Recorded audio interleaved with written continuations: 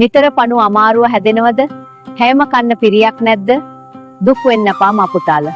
මා පුතාලා දනද ඇරබෝදු ගහ මේ තියෙන්නේ ඇරබෝ තමයි.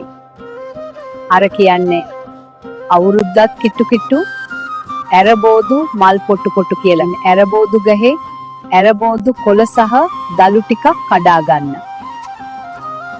දැන් මේ කොළ දලු හොද්දට සෝදා සිහින්ව ලියා ගන්න. ඒකට රතුළුණු අමු මිරිස් කපලා දාලා ලිපේ තියලා පොඩ්ඩක් මලවා ගන්න. ගොඩක් වෙලා මලව ගන්න එපා. දැන් මේ මැල්ලුම ආහාරයට ගන්න පුළුවන්. ඒකපාර ගොඩක් කැමට ගන්න එපා.